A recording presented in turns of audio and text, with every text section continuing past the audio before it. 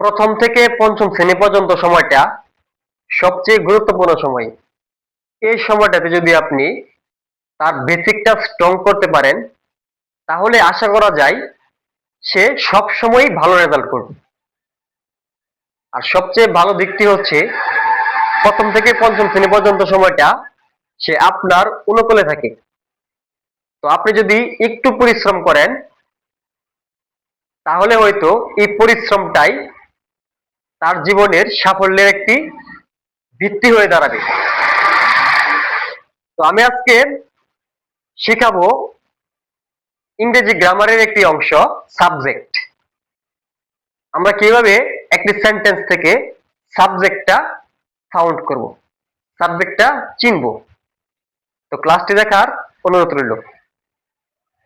বাচ্চাদের যেভাবে গ্রামার শিখাবেন, আজকে আমরা সাবজেক্ট চিনব। তো প্রথমে সাবজেক্ট নিয়ে, যেহেতু আজকে ক্লাস, সাবজেক্ট জিনিসটা কি সেটা আমাদের আগে সে বিষয়ে ধারণা থাকতে হবে। তো সাবজেক্ট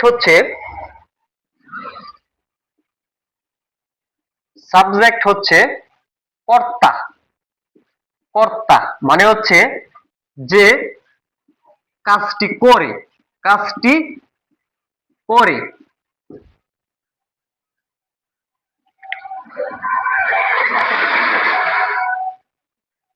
অথবা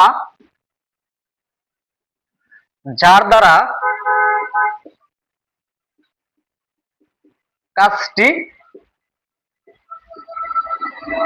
হয়।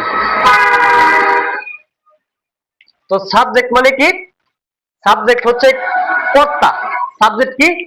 কর্তা মানে হচ্ছে যে কাজটি করে অথবা যার দ্বারা কাজটি হয়। আমি একদম সহজ ভাষায় বুঝাচ্ছি, কারণ ক্লাসটি হচ্ছে বাচ্চাদের জন্য।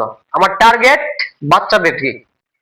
তাকে আমরা তার বেসিকটা স্ট্রং করব, তাকে আমরা প্রপার শিক্ষাটা দিব ইনশাল্লাহ। তো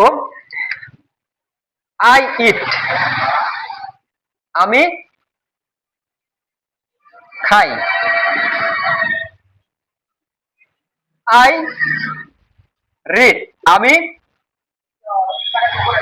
পড়ি।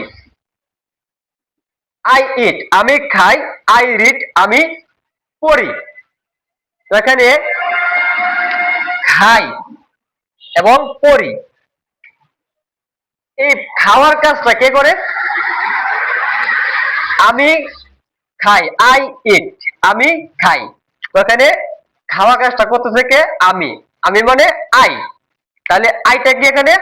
আইটা হচ্ছে সাবজেক্ট। এবং নিচের লাইন দেখি, আই রিড, আমি পড়ি। আমি পড়ি, তাহলে পড়ার কাজটা কে করতেছে? আমি করতেছি। আমি মানে হচ্ছে আই। তাহলে এখানে সাবজেক্ট কি? I eat. এখানে সাবজেক্ট হচ্ছে আই। এখানে আই রিড, আমি পড়ি। পড়ার কাজটা করতেছে কে? আমি, আই। এখানেও কি? I subject. আমি আরো কয়েকটি উদাহরণ দিচ্ছি। আরো উদাহরণ দিই। আই গো টু স্কুল, আমি স্কুলে যাই। সজীব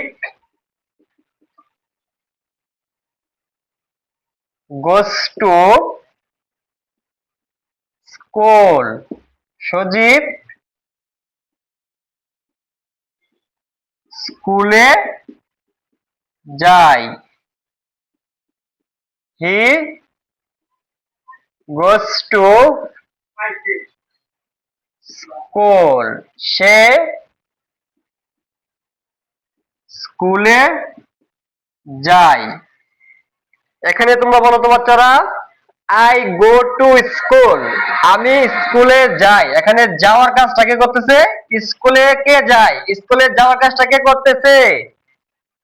আই, আমি করতেছি। তাহলে আইটা হবে কি এখানে? সাবজেক্ট।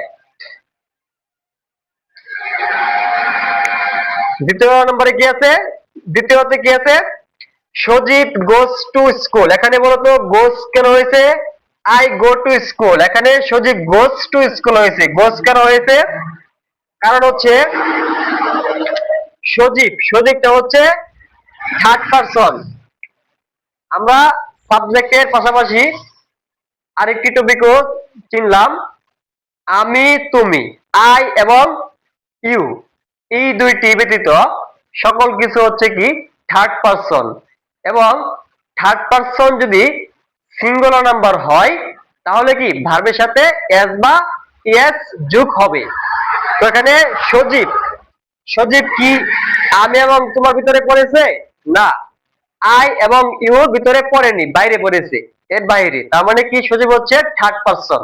সুতরাং সজীবের পরে কি হবে? গো নয়, গোস।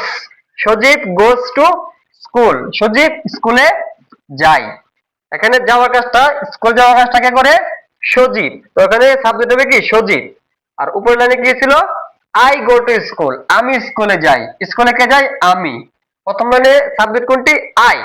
এখন হি গোস টু স্কুল, সে স্কুলে যায়। এখানে স্কুলে যাওয়ার কাজটা কে করতেছে? সে। সে মানে হচ্ছে হি। এখানে সাবজেক্ট কোনটা? হি। এখানে সাবজেক্ট হচ্ছে সজীব, কারণ সজীব স্কুলে যায়।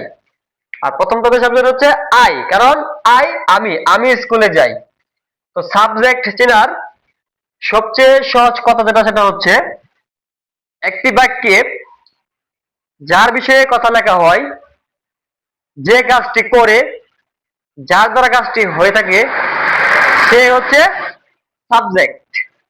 তো নেক্সট কোন টপিক নিয়ে আমি ক্লাস নিয়ে আসবো আপনারা কমেন্টস করে অবশ্যই জানাবেন। ধন্যবাদ সকলকে, আসসালামু আলাইকুম।